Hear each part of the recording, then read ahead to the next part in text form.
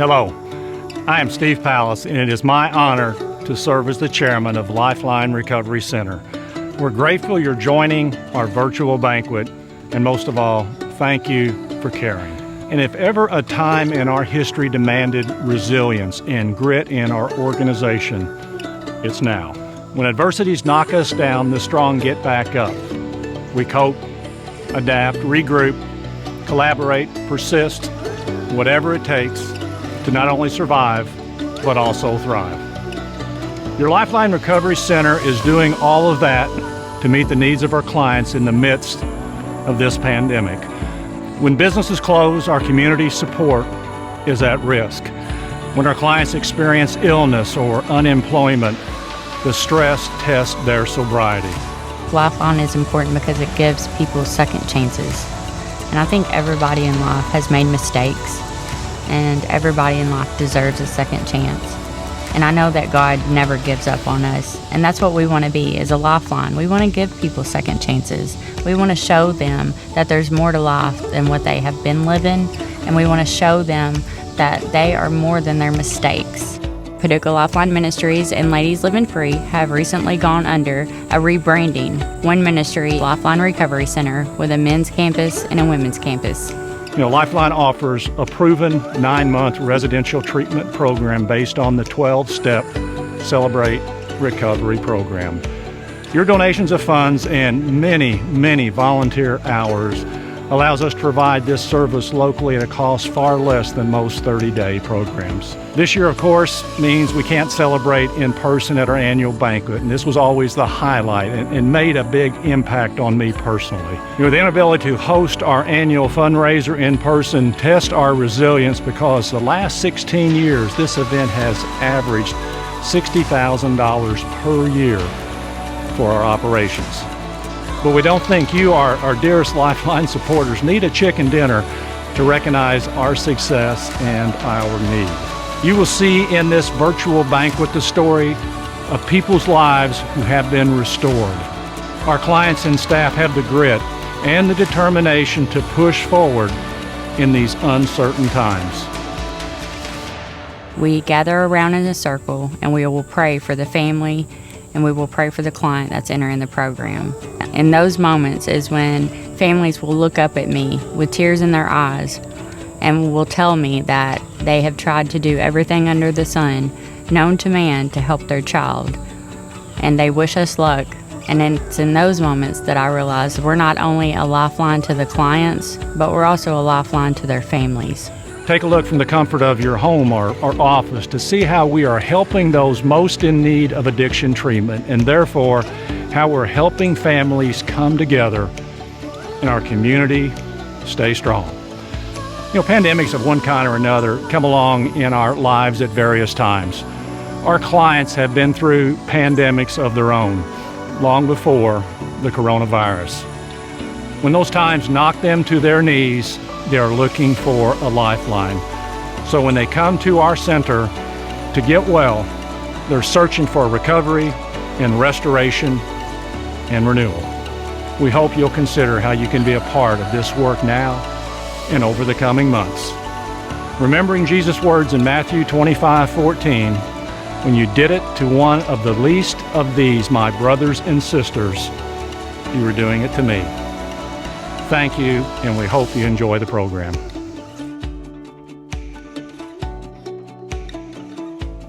It began after my husband passed away, probably, as far as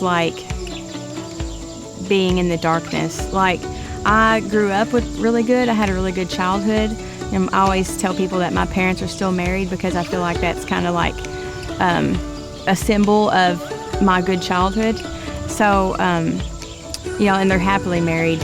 So I was brought up really well. But we were married for 12 years, and he basically struggled the whole time, which actually led to his suicide in 2011, late 2011.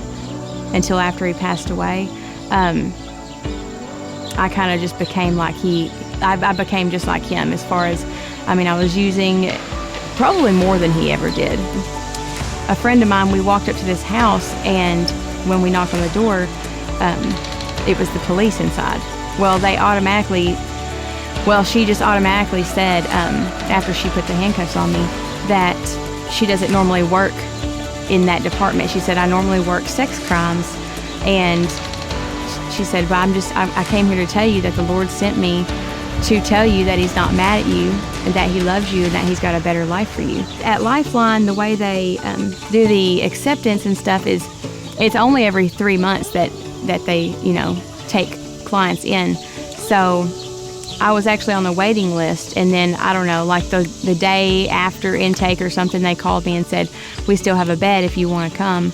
And I felt the Lord prompt me, this is what you need to do. And so I went, and man, it's just been, that's where I learned how to get out of the rut I was in, That's where I learned, I knew the Lord was calling me, but I didn't have the tools to do what I needed to do. And so I just soaked it in. I took everything in. I gave up my own will and just said, help me, Lord. And I still, to this day, that's how I stay sober, is I just continue to do what they taught me there, I just continue to use the tools. I just do what they say, So it definitely changed my life. Well, it's definitely a God thing. But when I was in the house, I thought, man, this would be the perfect job. I would love to work here, I just loved it so much. And, you don't hear people say that about rehab often, that they just love it so much, a lot of times people want to get as far away from a rehab as they can after they're done with it. But I continued to go there after I graduated.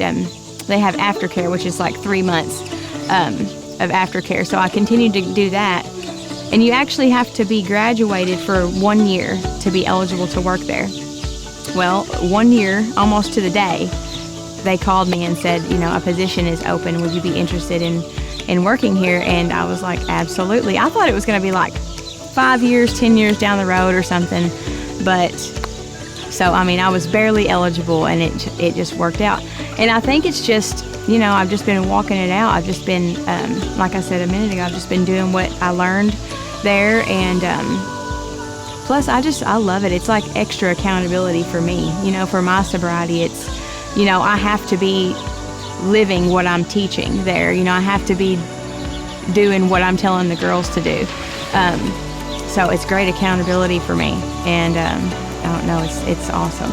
I always say your pain can turn into your passion, because whenever you experience the struggles and the addiction and some of the darkness that these clients have, I honestly feel like they can use that for God's glory, because they're able to, in turn around and help somebody else, hold the light from somebody else.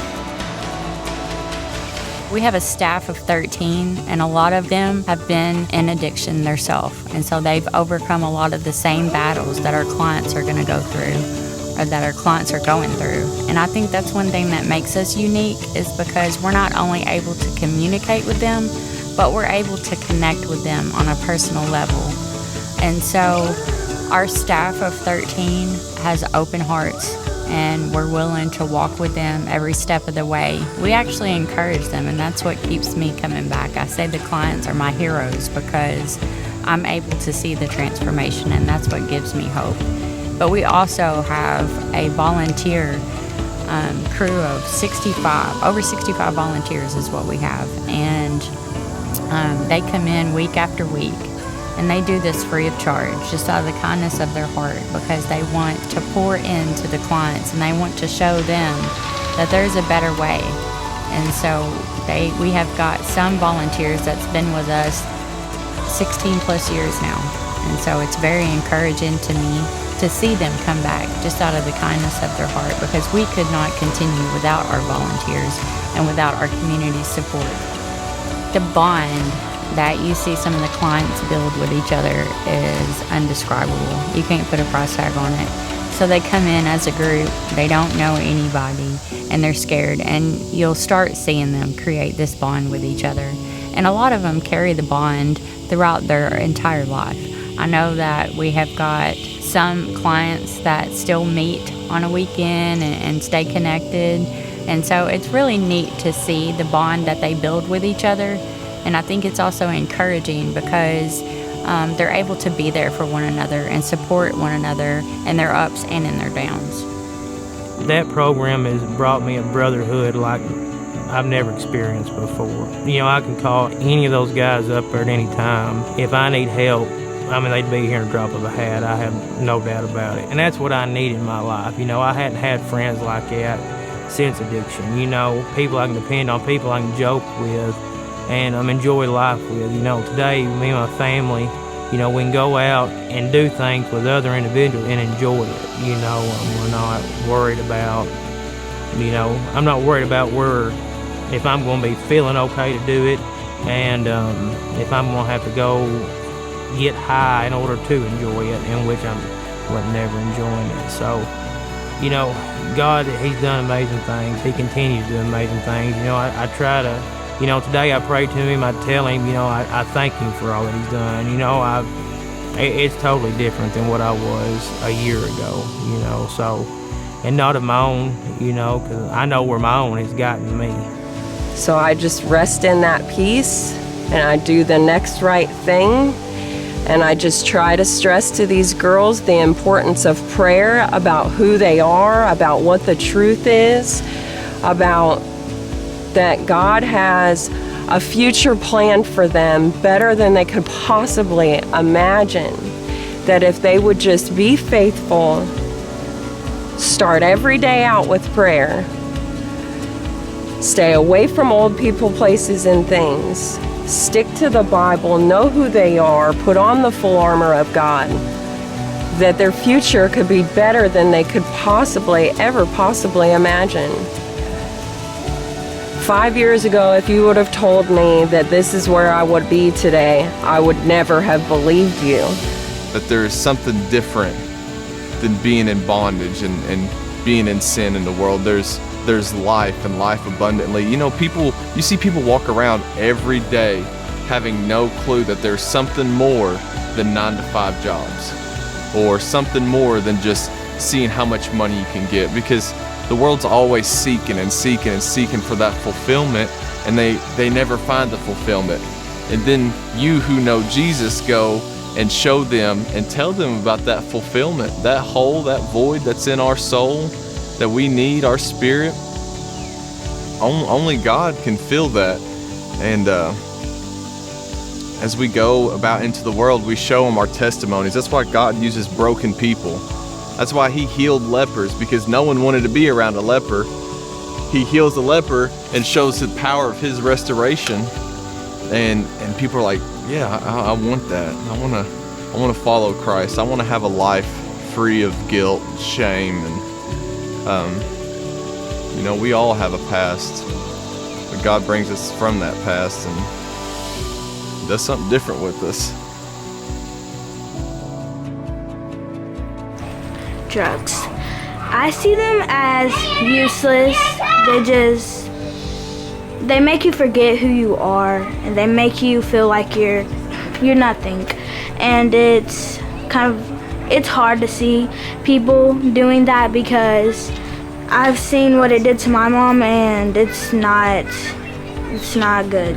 Before, she didn't really care. She just cared about useless stuff, and it really hurted me. So now today, I've seen such a difference in her. It's kind of weird in a way, because I would never thought that she would be the woman she is now, and I'm very, very proud of her. He's helping people like they helped him become a better man and a believer in Christ. My dad's been sober for 5 years, and he's proud of that in himself and in Christ for helping him get to that way. He's shown more time and effort into family, and he's always there for us, or me and my brother, and he's always been trying to make his past right, even though that we've tried to tell him that he's already done it by being here now and much better off. He's a very kind, helpful person, and he likes to help others, and so they can become a better person. It's gotten better because he quit doing drugs. He became a better person, and he gave his life to God. Thank you, Lifeline. Thank you, Lifeline. Thank you. Thank you. Thank you, Lifeline. Thank you, Lifeline. Thank you, Lifeline. Thank you, Lifeline. Thank you for giving. People who has given their money and their time. Thank you, Jesus. Thank you, Lifeline, for giving me my faith back. I would like to say thank you from the bottom of my heart. Thank you, Lifeline, for giving me my life back again. Thank you for loving me and caring about my family. Thank you so much. I just want to say thank you to all the donors and future donors. You are the reason why we can do the work that we're doing. So just an extra thank you to you guys. Thank you for believing and not ever giving up on people like us. Thank you for your passion and your care and concern, because what you're doing changes lives. And it doesn't change just my life, it changes the life of everyone around me. It's an honor and it's a privilege for me to be able to give back to the ministry that saved my life. I know it's a proven method because it's worked in my life. I was that individual that walked through the doors that did not think that there was any opportunity in life. I see the miracles that happen on a day-to-day basis. I feel the love and the support still from individuals that are connected with Lifeline. And so I know that this ministry works, and I know that this program works, and I know that there's hope. I'm proud of our 62% success rate, and I know that we're going to continue to even enhance the program. So if this video has touched your heart, or if you have got a family member or a loved one that has gone through addiction and you know exactly where we're coming from, I want to ask you to participate in this time of need and give to this local charity, because we are on the front lines trying to help individuals with life-controlling addictions, and we can't do this without your support. This is a monumental task, with drug addiction in our country, and it's going to take a lot of people and a lot of resources. And, in this center, they turn away 4 out of every 5 people who apply just because of the facilities and the capacities they have. And so what if we can enhance the facilities and the program and be able to accept more people into this program in the years ahead? That's what's driving me, is how can we help really take what they have built here, and through the hard work and people that year in and year out have given their all to this organization, and maybe we can find some resources that can help lift this organization higher and push it forward. And if they've been able to accomplish so much with so little, what if we can give them more tools and give them the financial footings and the backings to really address a greater need? And there's nothing more heartbreaking than when they can't accept people into the program because they don't have the capacity or because they're full. Well, what if that's not the case at some point in the future? Wouldn't that be wonderful?